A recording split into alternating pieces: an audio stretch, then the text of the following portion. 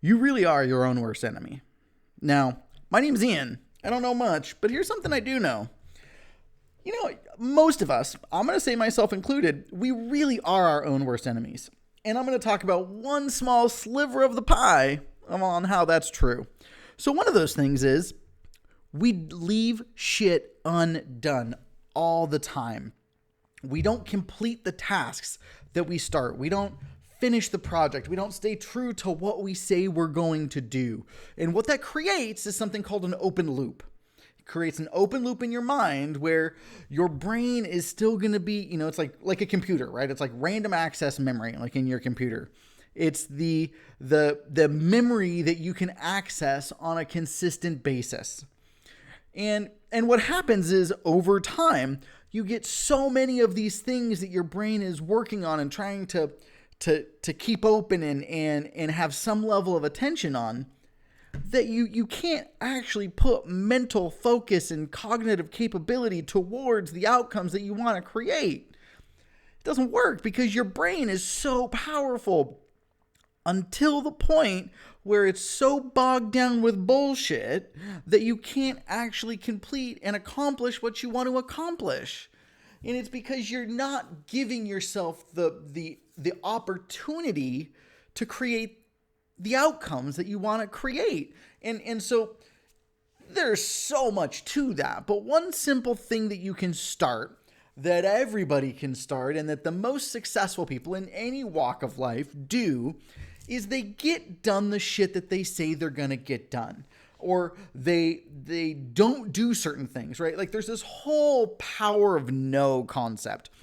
If you don't really want to do it, you don't think you're going to do it, you know you're going to not go to the thing, just don't fucking say yes. Don't say yes when you mean no, that's number one. But say no when you mean no. And don't try to continue to push something off and push something off and push something off. And I am absolutely guilty of that. Everybody's guilty of it.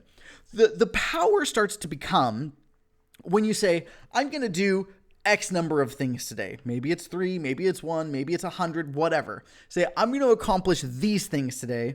And once I accomplish those things, then other things can start to happen. Or I'm not going to pay attention to things that aren't moving me forward because it creates distractions. Those are big things.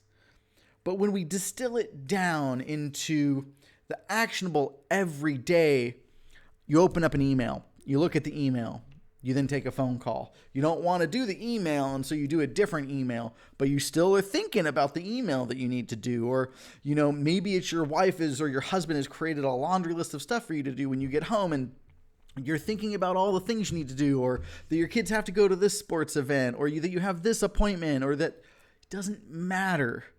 The ability to shut out certain things, the ability to create focus, the ability to limit the open loops in your brain will change your ability to accomplish. Yes, I understand. Not everybody's brain works the same. Not everybody functions the same. And this is general terms, right? Whether you have ADD, don't have ADD, ADHD, whatever, neurotypical, untypical, whatever the terminology is, right? It doesn't matter. You have the ability to control, in some way, shape, or form, the amount of open loops in your mind. Now, you're not going to be able to control all of them, but you can say, if it's going to take me 60 seconds to respond to that email, just respond to the fucking email. Yeah. I mean, it's simple. Get done. Complete the things that are in front of you. And you start to create a brain, a cognitive functioning where you're not constantly trying to remember and think and then replan and then reorganize. And it's fucking exhausting. Being in our brains is exhausting. So get it out of your brain. Get it down on paper and execute. I don't know much, but I know that.